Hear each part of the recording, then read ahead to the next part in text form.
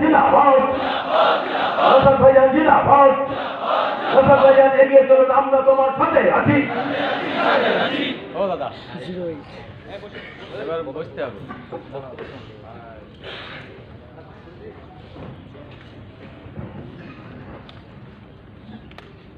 আমাদের যারা কর্মীরা এসেছেন ভিডিও করছেন, আপনাদের ভিডিও করার জন্য এখানে ডাকা হয়নি, আপনাদের শোনানোর জন্য, শোনার জন্য, শুনে পাড়াতে গিয়ে বুথে গিয়ে বলবেন তার জন্য ডাকা হয়েছে। যাদের ভিডিও করার দায়িত্ব তারা ভিডিও করবে, আপনাদের এখানে শুনতে আসা হয়েছে। সুতরাং চ্যানেলগুলো পকেটে ভরে বক্তারা যে বক্তব্যগুলো দিচ্ছে সেগুলোকে শোনার চেষ্টা করুন, কাজে বাস্তবায়ন করার চেষ্টা করুন। মোবাইলগুলো বন্ধ করুন। আমি ধন্যবাদ জানাই আমাদের রাজ্য কমিটির পক্ষ থেকে মাননীয় তাপস বাবুকে বারাসাত লোকসভার অবজারভার হিসাবে দায়িত্ব দেওয়া হয়েছে। তারপরে তিনি এই বারাসাত লোকসভার বিভিন্ন বুথের কর্মীদেরকে নিয়ে যে কর্মী সম্মেলন করছেন, দায়িত্ব নিয়ে তৎপরতার সাথে যেভাবে কাজ করতে তিনি শুরু করেছেন তার জন্য আমি ধন্যবাদ জানাই। আমাদের রাজ্য কমিটি থেকে আগত দায়িত্বশীলেরা, ধন্যবাদ জানাই জেলা কমিটির অন্যান্য নেতৃত্বরা, আরো ধন্যবাদ জানাই যাদের লড়াইয়ের জন্য ইন্ডিয়ান সেকুলার ফ্রন্ট আজকে শুধু রাজ্য স্তরে নয় জাতীয় স্তরেও চর্চা হচ্ছে, অর্থাৎ ওই ব্লকের নয় গ্রামের বুথের কর্মী সমর্থকরা। হ্যাঁ, আপনাদের লড়াইয়ের জন্যই, আপনাদের আত্মত্যাগের জন্যই আজকে আমরা চর্চিত। আইএসএফ আজকে এগিয়ে চলেছে। আপনাদের কার একটু সংগঠিত হতে হবে, আর একটু শৃঙ্খলা পরায়ণ হতে হবে, আর একটু বিনয়ী হতে হবে, আরো একটু বেশি করে মানুষের কাছে পৌঁছে যেতে হবে, তাহলে আমরা জিততে আমাদের নিশ্চিত। আশা করছি 2021 নির্বাচনের পর থেকে নানান চড়াই উৎরাই হয়েছে, ঘাত প্রতিঘাতকে পার করে পঞ্চায়েত নির্বাচনে আমাদের কর্মীরা সর্বোচ্চ দিয়ে লড়াই করেছে। আমাদের ভিডিও ভাইরাল হয়েছে। আমাদের এক কর্মী গণতন্ত্রকে রক্ষা করার জন্য তাকে যখন মেরে গণনা কেন্দ্র থেকে বার করে দেওয়ার চেষ্টা করছিল, তিনি তার সর্বোচ্চ ক্ষমতা দিয়ে গণতন্ত্রকে বাঁচানোর জন্য, আইএসএফ জিতবে সেটা বড় কথা নয়, ওখানে গণতন্ত্র আক্রান্ত হচ্ছে, গণতন্ত্রকে বাঁচাতে হবে, যে লড়াইটা দিয়েছে আমারও মনে দাগ কেটেছে। তার লড়াইকে আমি কর্মী জানাচ্ছি। এই লড়াইটা আমাদেরকে 2024-এ জেনারেল ইলেকশন আসছে, এরকম ভাবে মাটি কামড়ে করে দিতে হবে। যারা আছেন কয়েকটা কোশ্চেনের সম্মুখীন আপনাদের হতে হবে। নির্বাচন আসছিল, সেটার উত্তর আমি যদি সময় পাই দেব। তার মধ্যে অন্যতম কোশ্চেন থাকবে বিজেপির নাকি সুবিধা হয়ে যাবে, তৃণমূল নাকি হেরে যাবে। যদিও এই কোশ্চেনের উত্তর পাবলিকই দেবে, আমাদেরকে দিতে হবে না, তারপরে আপনাদেরকে আমি কয়েকটা কথা বলবো বিষয়ে। কোশ্চেনটা কারা তৈরি করছে? যারা ওই আফগান ঝড়ের সময় মানুষের জন্য টাকা যেটা এসেছিল বা ত্রাণ সামগ্রী যারা এসেছিল, যারা লুট করেছিল, তারা এই কোশ্চেন তৈরি করছে। এই ন্যারেটিভ তারা ছড়াচ্ছে। কারা এই ন্যারেটিভটা তৈরি করার চেষ্টা করছে? যারা 100 দিনের কাজে দুর্নীতি করেছে। কারা এই ন্যারেটিভটা তৈরি করছে? যারা আবাস যোজনা নিয়ে দুর্নীতি করেছে। কারা এই ন্যারেটিভটা তৈরি করছে? যারা শাসকে আছে, জনগণের ট্যাক্সের টাকাতে জনগণের উন্নয়নের জন্য যেগুলো আসতো, যারা কাটমানি খেত, তারা ভয় পাচ্ছে আইএসএফ স্বচ্ছ রাজনীতির উপহার দিলে তাদের এই কাটমানি বা করে কামড়ে খাওয়ার জায়গা বন্ধ হয়ে যাবে, অর্থাৎ আইএসএফকে আটকাতে হবে।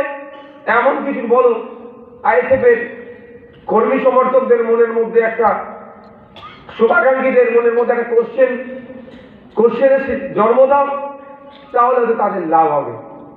দেখবেন একটা জিনিস লক্ষ্য করে, আপনারা বলবেন মমতা ব্যানার্জি তার দলের নেতারা আপনাদের বুথের স্তর পর্যন্ত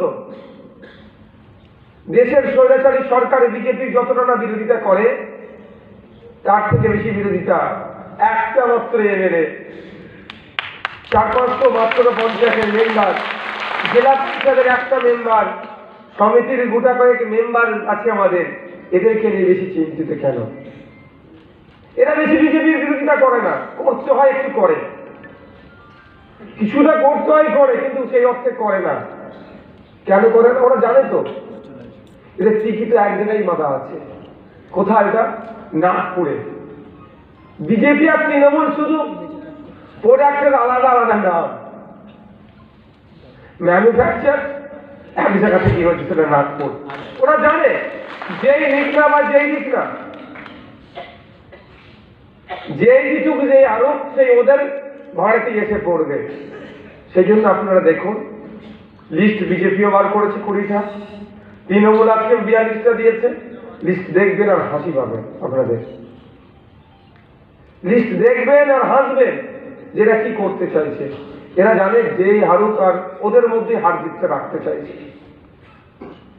ওদের বাইরে দিচ্ছে না, সেই বাইনারি তৈরি করার চেষ্টা করছে। আমাদের কি সময় এসেছে আমরা যেভাবে বিধানসভা নির্বাচনে আমাদের দল তৈরি হয়েছিল, আমরা নতুন ছিলাম,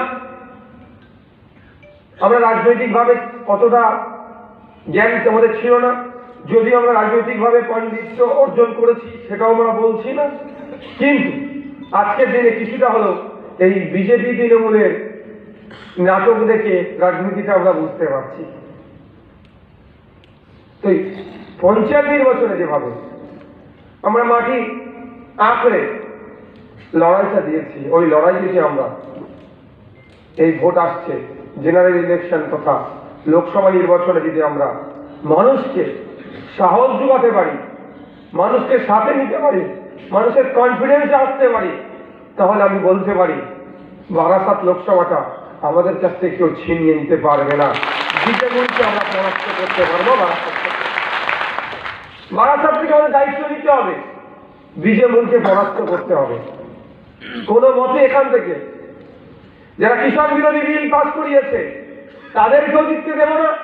আর এই বিলটা যখন পার্লামেন্টে পাস হচ্ছিল, যারা এই বিলের বিরোধিতা করেনি তাদেরকে আমরা এখানে থেকে আর জিততে দেব না। আমরা এখান থেকে এমন প্রতিনিধি পাঠাবো, বারাসাত একটা মিক্সড এরিয়া, এখানে যেমন শিল্প আছে, কলকারখানা আছে, সাথে সাথে এখানেও কৃষিজ জমি আছে, এখানে আপনার ভেরি আছে, এক কথায় জীবন জীবিকার এখানে ভ্যারাইটি টাইপের আছে। এখানকার মানুষের আর্থিক ভাবে কিভাবে স্বাবলম্বী হয়, এখানকার মানুষের চাওয়া পাওয়া যাতে পার্লামেন্টে গিয়ে এখানকার মানুষের অভাব অভিযোগ লোকসভার মধ্যে গিয়ে তুলে ধরতে পারে, সেই ধরনের জনগণের জনপ্রতিনিধিকে আমরা আগামী দিনে পার্লামেন্টে পাঠাবো। কাজটা কাদের হবে নিতে হবে, দায়িত্বটা কাদের কাদের তুলে নিতে হবে। এই তাপসদা, বিশ্বজিৎদা, আমাদের রাজগার, আমাদের ডাক্তার যারা আছেন, এদের থেকেও বেশি দায়িত্ব আপনাদের নিতে হবে। আর আমার ভরসা এদের থেকে বেশি দায়িত্ব আপনারা পালন করতে পারবেন। কারণ আমি মনে করি এখানে যারা আছে এরা অবশ্যই অর্গানাইজ করবে, কিন্তু বাস্তবায়ন করবে কারা করবেন? ঝান্ডাটা কে পাবে, ওয়াল পোস্টারিংটা কে করবে, দেয়াল লেখনটা কে করে? আমি করি না। আমরা ছবি তোলার সময় যে একটা কি বলে ওটাকে তুলি ধরি, আর অনেক সময় দেখবেন অনেক নেতার ছবি যেটা ধরা পড়বে, সবুজ রঙের তুলিতে রং আছে আর ও গেরুয়ার উপরে ধরে রেখেছে। আমি দেখি নাটক করছে, নাটকটা ঠিকঠাক করে করতে পারে না এরা। সেটাও তো একটা আর্ট, সেটাও ওদের দ্বারা হয় না। তো কথা হচ্ছে আপনারাই সবকিছু করেন, আপনারাই চাইলে, আর আশা করছি আপনারা চাইবেন যে আগামী দিনে আমরা এখান থেকে আইএসএফ এর ব্যানারে দাঁড়াবে, কিন্তু আমরা জনপ্রতিনিধিরা পাঠাবো, সেটা জনগণের জনপ্রতিনিধি হবে, কোনো দলের আসতে থাকবে না। বারাসাত লোকসভার মানুষের কণ্ঠ হয়ে পার্লামেন্টে আওয়াজ তুলবে, এই ধরনের লোককে আপনারা নির্বাচিত করে পাঠাবেন। এই আশা আপনাদের কাছে করতে পারি তো? যারা আমাদের সাথে সাথ দেবেন, সাথ হবে তো? আজকের পর থেকে আপনারা কি করবেন, যে নির্দেশনা দেবে, প্রথমে আমাদের একটা লোকসভা পর্যায়ে একটা আমাদের নির্বাচনী কমিটি তৈরি হবে। সেই নির্বাচনী কমিটিটা ব্লক পর্যায়ে বা বিধানসভা পর্যায়ে কমিটি তৈরি করে দেবে। সেই বিধানসভা বা ব্লক কমিটিটা পঞ্চায়েত স্তরে নির্বাচনী কমিটি করে দেবে। সেই পঞ্চায়েত কমিটিটা বুথ স্তরে নির্বাচনী কমিটি হবে। আপনাদের বলে রাখি, যার যে ডেজিগনেশনটা আছে, আমাদের তাপসদার জেলা প্রেসিডেন্ট, জেলার কর্মকর্তা যারা আছেন, সবার সে ডেজিগনেশনটা থাকছে। শুধুমাত্র এই নির্বাচনকে কেন্দ্র করে আমরা নির্বাচনী কমিটি তৈরি করছি। নির্বাচন শেষ হবে, তার 3 দিনের মধ্যে এই কমিটি ডিসলভ হয়ে যাবে। এখান থেকে যারা ভালো কাজ করবেন, আমরা আগামীতে যে কমিটি এক্সটেন্ড করব, সেই কমিটিতে আমরা তাদেরকে ইনক্লুড করব। আপনাদের জানিয়ে রাখি, অনেকে অনেক কথা বলেন, খুব অভিমান থাকতেই পারে। সংসার বড় হচ্ছে, সংগঠন বড় হচ্ছে, থাকবে, এটাই স্বাভাবিক, এটাই গণতন্ত্র। খুব অভিমান বলার জায়গা দেওয়াটাই হচ্ছে গণতন্ত্র। নাহলে তো রাজতন্ত্র বা স্বৈরাচারী চিন্তা ভাবনা চলে আসবে, ওটা আমাদের মধ্যে নয়। তবে একটা কথা বলি, আমরা তাকে দায়িত্বশীল বলে মনে করি বা আগামীতেও মনে করব। সে কতটা দলের জন্য দিচ্ছে, সে কতটা চেষ্টা চালাচ্ছে, এর পরীক্ষা আমরা কবে পাবো? 2021-এ তখন আমাদের নতুন দল ছিল, সেই রকম ভাবে আমরা মানুষের কাছে পৌঁছাতে পারিনি। তারপরে পরেই বিজেপি তৃণমূল মিলে আমাদের নামে যে অপপ্রচার চালিয়েছিল, কেউ বলেছিল মুসলমানদের দল, কেউ বলেছিল বিজেপির দালাল। যত দিন যাচ্ছে সেটা কিন্তু আমরা আমাদের কর্মের দ্বারাই কাটিয়ে উঠতে পেরেছি। এবার পাবলিককে গিয়ে আপনি বলবেন আইএসএফ মুসলমানদের দল, ও আপনার কথাটা হেসে উড়িয়ে দেবে, আইএসএফ অমুকের দালাল, হেসে উড়িয়ে দেবে। তো তারপরে পরে কি আসলো? পঞ্চায়েত নির্বাচন। আমরা স্বতঃস্ফূর্তভাবে লড়াই করার চিন্তা ভাবনা করেছিলাম। আমাদের প্রার্থীদেরকে প্রথমে ভয় দেখিয়েছিল, আমরা ভয় পাইনি। আমাদের প্রার্থীদের আত্মীয়র বাড়ি গেল, কারো জামাই বাড়ি গিয়েছে, কারো শ্বশুর বাড়ি গিয়েছে, কারো আত্মীয়র বাড়ি গিয়ে হুমকি দিয়েছে। সেখান থেকে ফোন করে অবশেষে অনেককে আমাদের কন্টেস্ট করা থেকে বিরত করিয়েছিল। তারপরে নমিনেশন কেন্দ্রগুলোকে উন্নয়ন বাহিনী দিয়ে ঘিরে রেখেছিল। আমরা সেটাকেও আমাদের গণতান্ত্রিক প্রক্রিয়াতে যতটা আটকাতে পেরেছি, প্রতিহত করে আমরা নমিনেশন করেছিলাম। ভোটের দিনে বুথ জ্যাম করেছিল। আর আমাদের রাজ্য ওয়েস্ট বেঙ্গল স্টেট ইলেকশন কমিশনের ভূমিকা নিয়ে তো নতুন করে বলার জায়গা নাই। যদি কোনোদিন সুযোগ পাই, যিনি ওই কি বলে নির্বাচন কমিশনার ছিল, ফুলের মালা দিয়ে আসবো ওনাকে, যে আপনার অবদানটা তৃণমূলের জন্য যতটা করেছেন। তৃণমূল না মালা পড়ালো, আমি অন্তত মালাটা পড়াই। তৃণমূলের মালা পড়ানো উচিত ছিল, ওরা তো মালা পড়ায় না, ওরা শুধু কাজ নিয়ে নেয়, কাজের পরে কাজ হয়ে গেলেই পাঁচি হয়ে যায়। তো কথা হচ্ছে, আমরা চেষ্টা করার পরেও আমরা সারা রাজ্যে 500-এর কাছাকাছি আমাদের বুথের আমরা মেম্বারকে দিতে পারি, যে বুথ পঞ্চায়েত সদস্য, সমিতির সদস্য, জেলা পরিষদ মিলে। তো তখন আমরা আমাদের সংগঠনটা, সংগঠনিক যারা দায়িত্বে আছে, বুথ থেকে শুরু করে জেলা পর্যায় পর্যন্ত, কার কত কাজের ক্যাপাসিটি, কে কতটা দায়িত্বশীল, আমরা কিন্তু মূল্যায়ন করে উঠতে পারিনি। তো আমাদের সকলের কাছে একটা চ্যালেঞ্জ এটা। হ্যাঁ, আমি মনে করছি চ্যালেঞ্জ। গতকালকে আমি মালদায় ছিলাম, মালদায় একটা কর্মী সভা ছিল। সেই মালদার যারা ব্লক লেভেলে ছিল, তাদেরকে নিয়ে একটা ছোট্ট কর্মী সভা করে তাদেরকে ওটা বলে এসেছি, আজকে আপনাদেরও বলছি। এটা আমাদের চ্যালেঞ্জ। আমরা আমাদের যে যার বুথে, যে বুথে আমি দায়িত্ব পাবো, স্পেশালি তো বুথে একটু করে দায়িত্ব পাবে। আপনারা বুথের স্তরের অনেক দেশে পৌঁছাতে পারেনি, বা ক্যাপাসিটির মধ্যে হয়নি, সকলকে ডাকা সম্ভব হয়নি।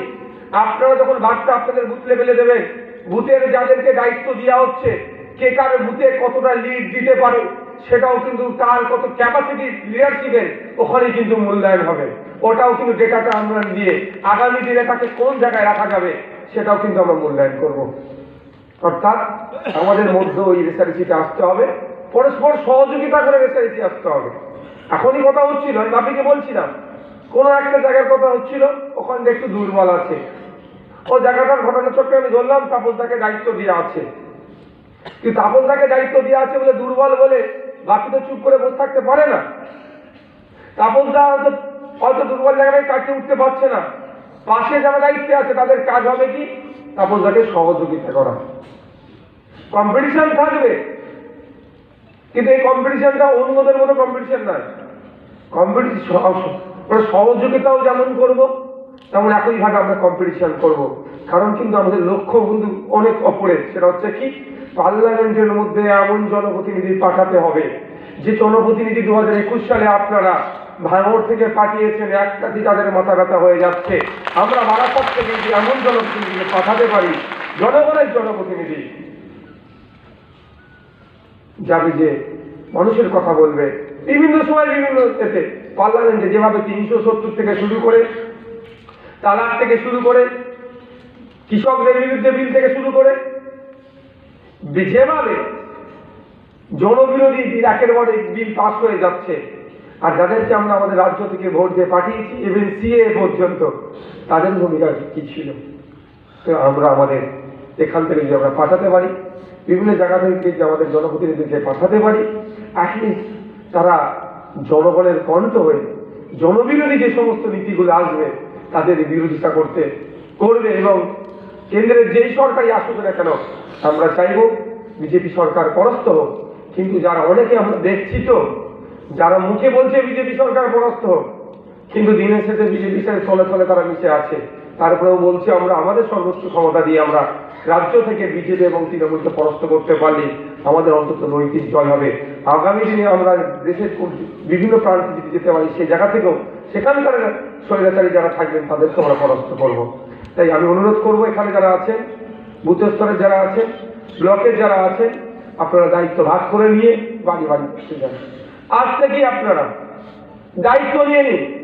একটা বুথে 200 বাড়ি আছে, একটা বুথে 200 বাড়ি আছে, আমাদের বুথ কমিটি হয়েছে। ওই বুথ কমিটি যখন নির্বাচনী কমিটি অ্যাড হয়ে যাবে, 10টা-15টা করে বাড়ি ভাগ করে নিয়ে ওই 10টা-15টা বাড়িতে আমাদের চিন্তা ভাবনা, আইডিওলজি, আমরা কি করতে চাইছি, কেন আমাদেরকে ভোট দিতে হবে, 10টা করে বাড়ি ভাগ করে নিই। ওই 10 জনের বাড়িতে এখন থেকে নিয়মিত আপনারা যোগাযোগ করতে থাকুন, নিয়মিত আমাদের চিন্তা ভাবনা তাদের কাছে পাঠান। আর এই বিজেপির তৃণমূল তথা বিজেমূলের যে বাইনারি হচ্ছে সেটাও তাদেরকে জানান, তাহলে তারা বুঝতে পারবে যে আমাদের কাকে ভোট দেওয়ার প্রয়োজন আছে। আমরা তো বুথ দখল করবো না, আমরা তো ভোটারদেরকে টাকা দিয়ে প্রভাবিত করবো না, কারণ এগুলো গণতন্ত্রের পরিপন্থী, সংবিধান বিরোধী কাজ। এ কাজ আমরা করবো না।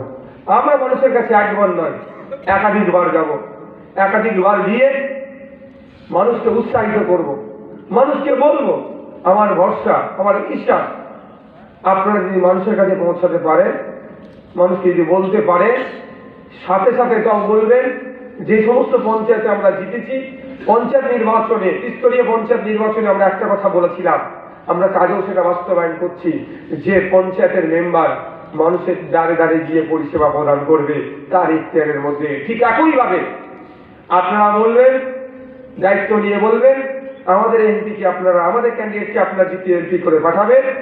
সে তো পার্লামেন্টের মধ্যে গিয়ে লোকসভার মানুষের চাওয়া পাওয়া, অভাব অভিযোগ সহ সারা দেশের মানুষের জনগণের বিরুদ্ধে যদি কোনো বিল আসে তার যেমন প্রতিবাদ করবে, জনগণের এবারে কোনো কাজকর্ম করার জন্য সেখানে স্পিকার স্যারের মাধ্যমে কনসার্ন ডিপার্টমেন্টকে যেমন জানাবে, সাথে সাথে তার লোকসভা কেন্দ্রের মানুষকে পরিষেবা প্রদানের জন্য সে মানুষের দিকে ভোটের সময় যেভাবে মানুষের কাছে এসে ভোট চায়, ভোটে জিতাতে তাকে 5 বছর ধরে মানুষের পাশে থাকবে, তাকে পাওয়ার জন্য এসি রুমের মধ্যে যেতে হবে না। আমাদের ক্যান্ডিডেটকে এমপি করলে ক্যান্ডিডেট ভোটের সময় যেভাবে মানুষের কাছে গিয়ে ভোট চায়, 5 বছর ধরে এমপি মানুষের কাছে গিয়ে পরিষেবা দেবে। এই দায়িত্বটা আমি চেয়ারম্যান হিসাবে আমি নিলাম। অনেক পঞ্চায়েত মেম্বাররা করছে তো। আরে ভাই, আমি দায়িত্ব নিচ্ছি যখন, আমি যখন কন্টেস্ট করতে আসছি সেই শর্তের জন্য আমরা তাকে দাঁড় করাচ্ছি, ভাই এটা আপনাকে করতে হবে, কি দিদি এটা আপনাকে করতে হবে। সে শর্ত মঞ্জুর করেছে বলে সে কন্টেস্ট করছে আমাদের দলের প্রতীকে। তার জন্য আমার এত ভাইরা মেহনত করবে, ভোট মিটে গেল যদি মনে করে তার আলাদা ওষুধ আছে আমাদের কাছে, সে আমরা ওষুধ দিয়ে দেবো ঠিক সময়, বলেন। আর একটা কথা, স্বল্প কথা বলবো, স্বল্প কথা বলবো। আমরা পঞ্চায়েত নির্বাচনের সময় অনেকে ভোট দিতে পারেনি, শুধু আইএসএফ নয়, যে ভোটাররা যাদের রাইট আছে, ভোট দেওয়ার রাইট আছে, যার যাকে ইচ্ছা ভোট দিতে পারে, কিন্তু দুঃখের বিষয় তৃণমূল কংগ্রেস তাদের সমর্থকদের ভোট দিতে দেয়নি পঞ্চায়েত নির্বাচন, বা অনেকের ভোটকে মান্যতা দেয়নি। কিভাবে মান্যতা দেয়নি? গণনা হয়েছে, বিরোধীরা জিতেছে, সার্টিফিকেটটা ওরা কেড়ে নিয়ে, অর্থাৎ সার্টিফিকেট না দিয়ে ওদের পরাজিত প্রার্থীদেরকে বিজয়ী ঘোষণা করে সবুজ আবির রেখেছে। হয়েছে তো ভাই? সেই সমস্ত জায়গাগুলোকে আগে টার্গেট করুন। আমরা যেগুলো জিতে আসছি তো সেগুলো আবার জিতবো, কারণ আমাদের কনফিডেন্স আছে মানুষের সাথে সেরকম ভাবে আমরা মিশছি। কিন্তু যে জায়গাগুলোকে আমরা 2023-এর পঞ্চায়েত নির্বাচনে লক্ষ্য করেছি, সন্ত্রাস হয়েছে, র্যাগিং হয়েছে, বিনা প্রতিদ্বন্দ্বিতায় আনকনটেস্টে তারা জিতেছে, বা সার্টিফিকেট না দিয়ে তারা সবুজ আবির রেখেছে, ওই সমস্ত বুথগুলোতে আগে লক্ষ্য রাখুন। ওই সমস্ত বুথগুলোতেই সর্বপ্রথম গণনা কেন্দ্রে যেন আমরা যখন ইভিএম মেশিন খুলবে, ওই বুথগুলোতে সব থেকে বেশি শাসককে মাইনাস করতে পারি, তার দায়িত্ব আমাদেরকে নিতে হবে। আর যারা ভোট লুট করে তাদেরকে শিক্ষা দিতে হবে। কি হবে তো নাকি ওপরে যারা আছেন? হ্যাঁ, জিমে যাচ্ছেন নাকি? ঠিক বলছেন তো? এখানে অবস্থা দেখুন না, এই তো উন্নয়ন বলছে, লাইট কেটে দিয়েছে। কি হবে বলুন তো? আমি তো ভাবছি সিনেমার কোনো শো চলছে নাকি, সব অন্ধকার করে রেখেছে। আমি তো প্রথমে এসে কিছু করে আমাকে উপরে দেখতে হলো, মানে লাইট থেকে এসেছি তো এই উন্নয়ন যাকে কিছু যাচ্ছি না, যার ভাগ্যক্রমে পেয়ে গেছি আমরা, আবার ভবিষ্যতে পাবো কি গ্যারান্টি নাই, মানে এই হলে আমরা এখন সাংবাদিক বন্ধু কালকে রাত্রে যখন আমার আজকের প্রোগ্রামের শিডিউলটা তাকে পাঠিয়েছি, তো সে আমাকে ফোন করে বলছে, রসদ ভাই কি দাদা বলুন, তোমরা বারাসাত রবীন্দ্র ভবন পেয়ে গেলে? বিশ্বাস করুন, আমি বলুন দাদা ওই পেতে গেলে ওইটা পাওয়ার জন্য অনেক কাঠ ঘোরাতে হয়েছে। ক্লিয়ার বলছি, আমাকে বলছে তোমরা বারাসাত রবীন্দ্র ভবন পেয়ে গেলে, মানে কি সরকারি জায়গায় তৃণমূলের বাবাকারী সম্পত্তি তো এগুলো ভাঙতে হবে। এটা তৃণমূলের টাকায় তৈরি হয়নি, অভিষেক ব্যানার্জির পিসির টাকায় তৈরি হয়নি, এটা জনগণের টাকায় তৈরি হচ্ছে, এটা জনগণের সম্পত্তি। হ্যাঁ, এখন তৃণমূলকে মানুষ চেয়েছে কিভাবে আমরা ভালো করেই জানি। তারপরেও বলছি এখন তৃণমূল শাসন কার্য আছে, এটা পরিচালনার দায়িত্ব তৃণমূলের হাতে আছে এখন। আবার এটা টাকাটা যদি আবার সেই সময় টাকাটা কাটা তুলেছিল বামফ্রন্টের আমলে, তাহলে বামফ্রন্টটা বলবে আমাদের আমলে হচ্ছে বুদ্ধবাবু তালা মেরে আমরা রেখে দেবো, যদি কোনো সময় ক্ষমতায় আসে তখন অন করবো। সেটা কি মেনে নেওয়া যাবে? ঠিক সেটাকে যেমন মেনে নেওয়া যাক না, ঠিক একইভাবে যদি তৃণমূল বলে করে এখন শাসন আমলে এটা ওনাদের বাবাকারী সম্পত্তি, এটাকেও মেনে নেওয়া যায় না। এই ধর্ম, এই গণতান্ত্রিক পরিস্থিতিকে আমরা ধ্বংস করার জন্যই তো রাজনীতির ময়দানে এসেছি আমরা, এগুলোকে মেনে নেওয়া যায় না। তাই মাথায় থাকবে তো আপনাদের, যে বুথগুলোতে ভোট দিতে দেয়নি, সাধারণ মানুষের ভোট লুট হচ্ছে, তাদেরকে ইনকারেজ করবেন, তাদেরকে উৎসাহিত করবেন যে ভাই এভিএম মেশিনে একটু জোরে টিপবেন, রাগটা মিটাবেন, পঞ্চায়েতে ভোটটা দিতে দেয়নি। আর একটা কথা আপনাদের বলে রাখি, আমার ক্ষেত্রে করেছিলাম, এতদিন বলিনি, এখন তো বলছি আপনাকে। তৃণমূল কংগ্রেস বিজেপি ওরা হার নিশ্চিত, কিন্তু তৃণমূল কংগ্রেস যে নাটকটা করেছিল আপনাদের বলে রাখি, আপনারা বুথে বুথে গিয়ে মানুষকে এটা বুঝিয়ে দেবেন। আমার ভালো লাগে কি করেছে, তৃণমূল কংগ্রেসের ডাইরেক্ট যারা ফেস আছে তারা করেনি, দেখবেন তৃণমূল কংগ্রেসের টাকায় কিছু সমাজকর্মী রাজনীতি বিচরণ করছে। ঠিক সিঙ্গুর আন্দোলনের সময় যে ধরনের বুদ্ধিজীবীদের উৎপাদ বেড়ে গিয়েছিল, হ্যাঁ উৎপাদ মনে করছি, সেই সমস্ত বুদ্ধিজীবীরা আজকে সন্দেশখালী নিয়ে কথা বলে না, ভোট পরবর্তী হিংসা নিয়ে তারা কথা বলে না, পঞ্চায়েতে কিভাবে ভোট লুট হচ্ছে সেই সমস্ত বুদ্ধিজীবীদের মুখে কথা নেই, দেউচা পচাবীরা আবার আদিবাসী ভাইদেরকে উচ্ছেদ করছে সেই সমস্ত বুদ্ধিজীবীর মুখে কথা নেই, আনিসকে হত্যা করলো বুদ্ধিজীবীদের সেই করতে মুখে কথা নেই, পুরুলিয়ার জনজাতি উপজাতিকে এখান থেকে উচ্ছেদ করার চেষ্টা হচ্ছে, বুদ্ধিজীবীদের মুখে কথা নেই। আপনার এতে আয়রন কারখানার নামে, স্পঞ্জ কারখানার নামে, স্পঞ্জ কারখানার নামে কিভাবে ওখানে দূষণ ঘটাচ্ছে খড়গপুরে, বুদ্ধিজীবীদের মুখে কথা নাই। কিন্তু 2011 সালের আগে এই বুদ্ধিজীবীরা চিৎকার চেঁচামেচি করতো, সেই সমস্ত বুদ্ধিজীবীদেরকে কাজে লাগাবে আবার ভোটের সময়। কে অনেক রকম ট্যাগলাইন করবে, আবার কিছু বুদ্ধিজীবী আছে তাকে ছুপে ছুপে তারা করে, লুকিয়ে লুকিয়ে করে। তারা পার্টি প্রত্যক্ষ পরোক্ষভাবে তারা গায়ে কাটা লাগাবে না, কিন্তু মালটা ঠিক ভিতর ভিতর নিয়ে নেবে। নিয়ে কি করে, পাড়ায় পাড়ায় চায়ের দোকানে বসে, এখানে বসে সেখানে বসে লোকের বাড়িতে গিয়ে টুকটুক করে কান খাবে। তার মধ্যে এক ধরনের লোক হচ্ছে ওই বিজেপি এসে যাবে ভয় দেখাবে। বিজেপি আস্থার বাকি আছে ভাই। 2019 সালে বলেছিল বিজেপি এসে যাবে, আটকাতে হবে, ভোট দিলেন। কোথাও আসলো, রাজ্যে বিজেপি ঢুকলো 18টা রাজ্যে। তার আগে বিজেপি সেই অর্থে ছিল না ভোটে। 2021-এ বিজেপি এসে যাবে, আটকাতে হবে, আপনার গ্রামে বিজেপি ঢুকে গেল 77টা।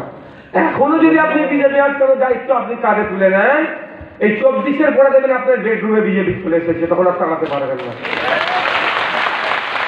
আমরা এই নির্বাচনে শপথ গ্রহণ করবো, বিজে মূলকে বাংলা থেকে পরাস্ত করব, বিজে মূলকে বাংলাতে কোনো আশ্রয় দেবো না। তাই আপনাদেরকে এরকম অনেক কথা বলবে। তার মধ্যে একটা ভয়ঙ্কর কথা যেটা হবে, বয়স্ক বা আমরা যারা সাধারণ মানুষ তাদেরকে যে বলবে, মা তোমার যাকে ইচ্ছা ভোট দেবে, ভোট দিতে জানো তো? আরে ভাই 10 বছর তো ভোটের মুখ দেখেনি, ভোট তো লুট করেছে, তাই না? ভোট দিতে দিয়েছে, ইভিএম মেশিন কি ধরনের সেই অর্থে জানা যায়নি, তো বলবে ইভিএম মেশিনটা না। আমার ভাঙড়ের ক্ষেত্রে বলছি, ভাঙড়ে কত বছর পরে ভোট হয়েছে জানেন? সেই 2011-এর পরে ভোট হয়েছিল 2021-এ। যেখানেই যাচ্ছিলাম, ভাইজান সব ঠিক আছে, ভোট দেওয়ার ব্যবস্থা করবেন তো? আর আমি বলেছিলাম ইভিএম মেশিন আর আপনি মধ্যখানে কাজ ওখানে রাখতে দেবো না, সেটা ব্যবস্থা করে দিয়েছিলাম। ভাঙড়ের মায়েরা ছাত্ররা ঝেলে ভোট দিয়েছিল।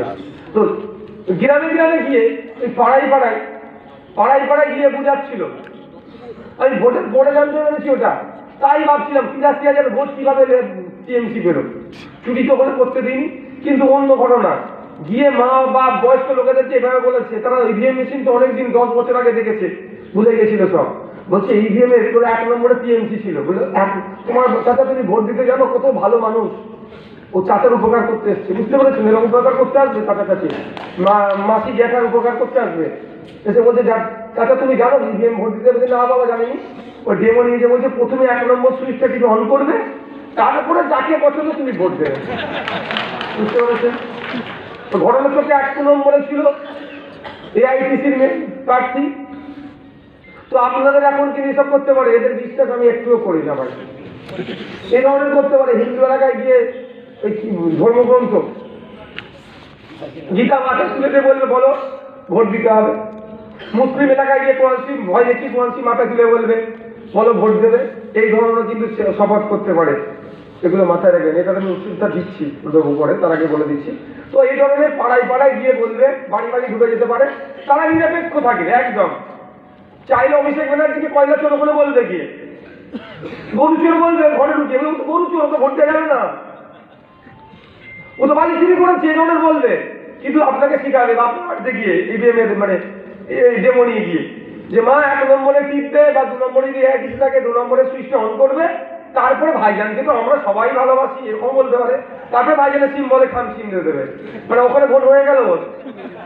এরকম আমার সাথে করেছে ভাঙড়ে, আমি অনেক পরে জানতে পারছি এগুলো। এই ধরনেরও সমস্যা হবে। তা আপনার ওষুধটা কি দেবেন? বাড়ি বাড়ি গিয়ে বলবে ওই খান চিহ্ন ছাড়া বাকি চিহ্নতে কিন্তু কারেন্ট বেরো দেবে। এমনি বলছি, বলার দরকার নাই, আমি বললাম। তো ওদের ওষুধ এরকম দিতে হবে, বাকি সব সুইচে কারেন্ট লাগানো আছে, হাত দিলে মারবে, খান চিহ্ন ছাড়া। বুঝতে পারছে? ওটা বলার দরকার নেই, মায়েদেরকে এটাই বুঝাবেন, কোনো সুইচে হাত দেবেন না। সব সুইচ পচে গিয়েছে, সুইচ একটাই আছে, সলিড সুইচ আছে। যে সুইচে আপনার ছেলের ভবিষ্যৎ থাকবে, যে সুইচে আপনার ছেলের চাকরি বিক্রি হবে না, যে সুইচে যে বোতামে আপনার নাগরিকত্ব ঠিক থাকবে, আপনার এলাকায় সম্প্রীতি ঐক্য, আপনি একজন নাগরিক দেশের মাথা তুলে ভাবতে পারবেন, সেই সুইচটার নাম হলো খান।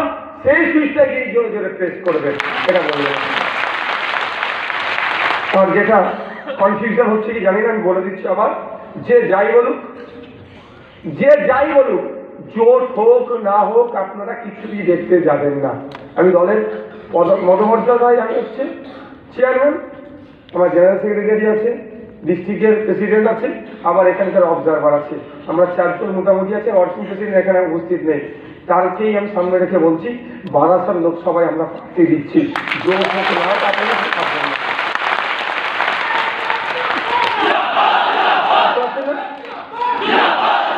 মাথায় থাকে কেন, যে যেইভাবেই বলুক।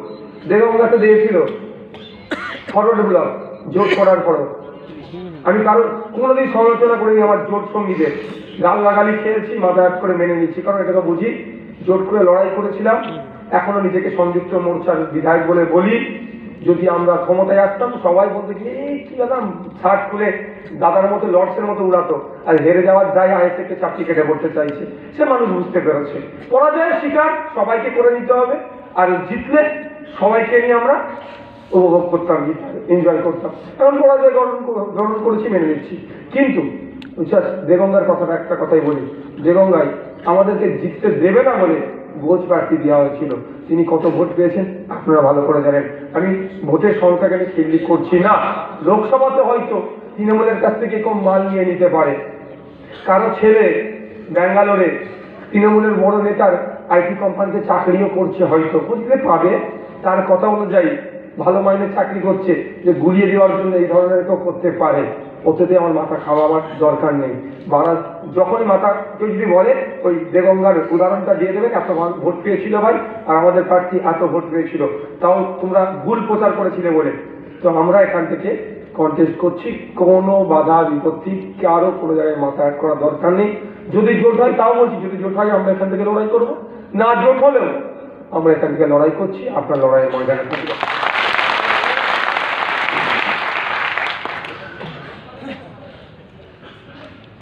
যেটা বললাম ওষুধ দেবো হিন্দু পাড়ায় গিয়ে, আমার হিন্দু মায়েদের কাছে, হিন্দু পাড়ায় গিয়ে আমার হিন্দু মায়েদের কাছে যদি দাঁড়িয়ে যায়, বাপের কাছে দাঁড়িয়ে যায়, তৃণমূলের তোলাবাজে ভোট কাকে দিবি, স্বাভাবিকভাবে আমি তো বলি তৃণমূলের ঝান্ডালে মিছিলে হাঁটো, যাতে না তোমাকে ধরতে পারে, ভোটটা দেওয়ার সময় খাম চিহ্নে দেবে। কিন্তু এখন ওগুলো হতে হতে আমি ফেল করবে। ওই আমার হিন্দু মা বোনেদের কাছে গিয়ে হয়তো মাথায় গীতা তুলে দিতে পারে, মুসলিম বাপ ভাইদের কাছে মায়েদের কাছে গিয়ে মাথায় কোরআন শরীফ তুলে দিতে পারি, যাতে বিশ্বাস করতে একটু অনেক। তবে একটা কথা আমি বলতে পারি, আমি সত্যতা জানি না। একবার ফেসবুকে একটা পোস্ট দেখছিলাম যে আপনি যখন কোনো সময় যদি এটিএম এর মধ্যে গিয়েছেন, এটিএম রুমে গিয়েছেন টাকা তুলতে, সেই সময় দুষ্কৃতীদের সম্মুখীন হয়ে গেছে, দুষ্কৃতীরা বলছে 508 মারো, টাকা তুলবে না, গুলি গুলি করে দেবে। আমি ওই সময় দেখলাম, সত্যতা জানিনি, আমি ট্রায়াল করিনি আজ পর্যন্ত। বলে নাকি যা 508 আছে তার উল্টোটা মারলে, ধরুন 1 2 3 4 508 4 3 2 1 মারলে ভেতরে নাকি মেশিনের টাকাটা মেশিনে ঘুরে বাইরে আসবে না, ভেতরেই থেকে যাবে। এখানে আমি কোনোদিন ট্রাই করিনি, তার হিসাবেও বলছি ওই পোস্টের কথা বলছি। তাহলে ওই পোস্টের কি অন্তত বেঁচে যাবে, ওই দুষ্কৃতীর কি ভাববে যে আমার জন্য টাকাটা তুলে দিচ্ছিল, মেশিন ডিস্টার্ব করেছে, যেন টাকা আসেনি। তো আপনার মাথায় কোরআন শরীফ তুলে দিলে, আপনার মাথায় গীতা তুলে দিলে, আপনার মাথায় ধর্মগ্রন্থ তুলে দিলে, ঠিক এটিএমে যে ধরনের এইটা শিক্ষা দিয়েছিল একটা পোস্টে, শিক্ষাটা আবারও বলছি, আমি সত্যতা যাচাই করিনি, ঠিক এই ধরনের অ্যাপ্লাই আমাদেরকে তাহলে করতে হবে। এবার কিভাবে অ্যাপ্লাইটা করবেন আপনারা কি বলতে হবে নাকি? 500 টাকার নোট দিয়ে যদি বলি 2000 টাকার নোটকে বিশ্বাস করবেন? তাহলে সব কি খুলে বলতে হবে? হ্যাঁ, সব খুলে বলতে হবে নাকি? বুঝে নিয়েছেন? মানুষকে যে বলুন ভাই 2-3টে বিষয় আর বলবো। তার মধ্যে অন্যতম হচ্ছে ভাই বলে, গতকালকে বললাম যে নাকি বিজেপি আমাদেরকে কোটি কোটি হাজার হাজার কোটি টাকা ফান্ডিং করছে। সেই কি হচ্ছে কবরের খবর মোদ্দায় জানে কথা আছে না, কার কবরে কি হচ্ছে যাকে শুয়ে দিয়ে আসা হচ্ছে সেই জানবে, কেউ বলতে পারবে না। তো কথা হচ্ছে আমরা দল চালাতে গেলে আমার বাপ ভাই যারা আছেন আমরাই ভালো বুঝছি, যদি হাজার হাজার কোটি টাকা দেয় অনেক টাকা, সে টাকা দরকার নেই। আমি গতকালকে বলেছিলাম, আজকে বলছি, যারা এই ধরনের টাকার কথা বলতে হাজার হাজার কোটি টাকা বললে, আমাদের চেয়ারম্যান বলেছে লাইনটা কম না, টাকা আসা লাইনটা দেয় 10% আইএসএফ নেবে, 90% তোকে দিয়ে দেবে। যদি 1000 কোটি টাকা দেয় তার 10% কত টাকা হচ্ছে বলো তো? তাহলে আমাদের পার্টি চলে যাবে না বলো? গড়গড়িয়ে চলবে আমাদের পার্টি। এখন এই বন্দে ভারতের মতো সুন্দর মানে কি বলে একটা এক্সপ্রেস কি সুপারফাস্ট করবে, ওইরকম তরতরিয়ে ছুটবে, সেই ব্যবস্থাটা করতে বলবেন। তো তুই তার 90% নিয়ে নিবি, প্রকাশ করে নেবো, কোনো সমস্যা নেই। সে কি ব্যবস্থা কেমন করে দেয়? সব নাটক চলছে। আমাদের অর্থনীতি অবস্থা আমরা নিজের গাছ থেকে করছি। এই নির্বাচনে আসছে, আমরা কোনো কর্পোরেটের কাছ থেকেও টাকা নেব না। কারণ কর্পোরেটদের কাছ থেকে টাকা নিলে কি হবে, তারা তাদের মতো করে রুল ফ্রেম করতে আমাদেরকে বলবে। আমরা জনগণের জনপ্রতিনিধি হব, জনগণের হয়ে কথা বলবো, শ্রমজীবী মানুষের হয়ে কথা বলবো, কৃষকের হয়ে কথা বলবো, সর্বোপরি নাগরিকের হয়ে কথা বলবো। আমরা নাগরিকের কাছে গিয়ে হাত পাতবো। কারো ইজ্জত লাগবে নাকি? কারো ইজ্জত লাগবে নাকি? আমরা বুথে বুথে গিয়ে মানুষের কাছে পৌঁছে যাবো। বিল কুপন নেবেন, বিল কুপন ছাড়া 1 টাকায় কিন্তু কেউ হাত দেবেন না। 1 টাকা বিল কুপন ছাড়াতে কেউ হাত দেবেন না। আমাদের এখানে যারা নেতৃত্ব আছে, বিল কুপন আপনাদেরকে দেবে, মানুষের কাছে পৌঁছাবেন যে আমাদের নির্বাচনী তহবিলে আমাদেরকে দান করুন। আমরা কারণ প্রমোটারদের টাকা, কোনো কর্পোরেটদের টাকা আমরা নেব না। প্রমোটারদের টাকা নেবেন, কালকে আপনার সামনে যে রাস্তাটা হবে সে টাকা কোথাও হবে? তাকে টাকা সামনে মেশিন আছে নাকি? আমাদের ধরো না দেগঙ্গা নূরপুরের কথা বলছি, দেগঙ্গা নূরপুরে নূরনগরের কথা, আরে উদাহরণের কথা বলছি।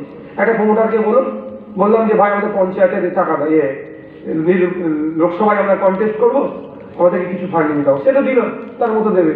তারপরে যখন একটা ঢালাই রাস্তা হচ্ছে, কি করবে? 6 ইঞ্চি গেজের জায়গায় 5.5 ইঞ্চি গেজ করে দিয়ে যখন ঢালাইটা মারবে, আপনি কি তাকে আটকাতে পারবে না? বলবো ওই তো তোদেরকে ওই টাকাটা দিলাম, তুমি কোথা থেকে পাবো? অর্থাৎ আমরা ওই কাজ করবো না। আমরা 6 ইঞ্চি গেজের ঢালাই 6 ইঞ্চি বুঝে নেবো। বরঞ্চ যারা ওই রাস্তাতে হাঁটাচলা করবে তাদের বাড়িতে গিয়ে আমরা ভিক্ষা চাইবো। ভিক্ষা চাইবো আমরা যে ভাই আমরা কন্টেস্ট করছি, আমাদের নির্বাচনী তহবিল নাই, আপনারা 10 টাকা 15 টাকা 20 টাকা 50 টাকা যার যেটা ইচ্ছা হবে বিল কেটে দিচ্ছে, আমাদেরকে দিন। মানুষ অপেক্ষায় আছে তাদের দ্বারের সামনে কখন যাবো। দেখবেন মা বোন বাপ ভাইরা তারা হাসি মুখে আমাদেরকে যেটা আশা করবো, আমরা ওই বাড়িতে গেলে 50 টাকা বাবা দেবেন, তার থেকে অনেক বেশি আমাদেরকে দেবে। আমরা ওই টাকা নিয়ে জনগণের টাকা নিয়ে জনগণের প্রতিনিধি তৈরি করে আমরা পার্লামেন্টে পাঠাবো। আর ইজ্জত লাগবে নাকি? হ্যাঁ, যে টাকা তুলবো, টাকাটা নিজে ভোগ করার জন্য তোলা হচ্ছে না তো। আর যে টাকাটা 10 টাকা তুলুন আর 100 টাকায় তুলুন, সবটাই পেপার তার এগেনস্টে আমরা দিয়ে দিচ্ছি। আর সেটা আমরা কাদেরকে বুঝাবো? ইসিআইকে আমরা প্রত্যেকটা ডেটে আমরা ইলেকশন কমিশন অফ ইন্ডিয়াকে ভোট শেষ হলে নির্দিষ্ট টাইমের মধ্যে এক্সপেন্ডিচার রেডি করে আমরা সেখানে পৌঁছে দেবো। আইনের দু একটা কথা বলবো, অ্যাডভোকেটরা আছেন ওদের সামনে, আইনের কথা বলা মনে আমাদের ভুল হবে, তারপরে বলছি। অনেক সময় অনেকে বলে ভাই আর অমুকজন আমাকে ফোন করে বা আমাকে ভয় দেখা চ্যান করছে ধ্যান করছে। ভাই আপনাদের একটা কথা বলি, এইগুলোর ওষুধ দেওয়া যায়। ওষুধ আপনারা না দেওয়ার ফলে আজকে ঝুঁকি দিতে সাহস পাচ্ছে। আপনাদের প্রত্যেক হাতে এখন অ্যান্ড্রয়েড সেট আছে তো, এখানে প্রত্যেকে মেল আইডি দিয়ে ফোনটা খুলেছি আমরা, আমাদের গুলো বলে দেবে পরে। আপনাকে কে যে হুমকি দিল, যার অশ্লীল ভাষায় কথা বললো, আপনাকে বাইক নিয়ে এসে চেপে দিচ্ছে, আপনাকে মেরে দেবে বলছে, যা করছে একটা করে মেল থানাতে স্ত্রীদেরকে দিয়ে করে রাখুন না। যা ঘটনা ঘটবে মেল করতে থাকুন। আর ইলেকশন কমিশন অফ ইন্ডিয়া কিছু গাইডলাইন দিয়েছে, হোয়াটসঅ্যাপ নাম্বার দিয়েছে, যে যেখানে কিছু অপ্রীতিকর ঘটনা ঘটবে সেইগুলো কি হবে, ইলেকশন কমিশন অফ ইন্ডিয়াকে কলকাতা ব্রাঞ্চ যারা আছে তাদেরকে জানাতে। হ্যাঁ, একটা কথা, আপনার এলাকায় পঞ্চায়েত ভোটে বা 2021 নির্বাচনে যারা ভোট লুটেরা ছিল তাদের লিস্ট তৈরি করুন, অঞ্চল ভিত্তিক লিস্ট তৈরি করুন। সবের লিস্ট আমরা ইলেকশন কমিশন অফ ইন্ডিয়াকে জমা করবো, যে এরা গণতন্ত্রকে বিপন্ন করে, মানুষকে গণতান্ত্রিক উৎসবে অংশগ্রহণ করতে ডিস্টার্ব করে। ইলেকশন কমিশনের যিনি দায়িত্বশীলেরা আছেন, এসে তো প্রেস কনফারেন্স করে অনেক কথা বলেছেন, তাদের কাছে আমরা লিস্ট পাঠিয়ে দেবো। এরা 2 দিনের মধ্যে রেডি করে তাপস বাবুর হাতে আপনারা পাঠিয়ে দেবেন। সেই লিস্ট আমরা পাঠিয়ে দেবো, তারা ভেরিফাই করুন। তাদেরও নেটওয়ার্ক আছে, এরা যাদের নামে আমরা পাঠাবো তারা গণতন্ত্রকে বিপন্ন করার চেষ্টা করে কি করে না, তারা দেখুন তারা কি ব্যবস্থা গ্রহণ করবে।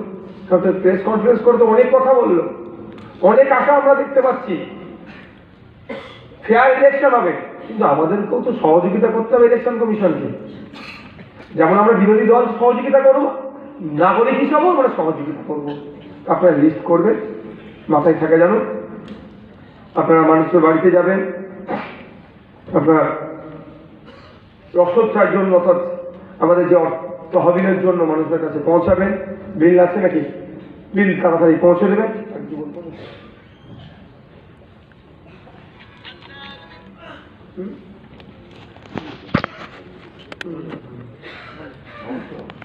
এইটা খুলে দাও তো একবার দেখি তোমার ফোনটা।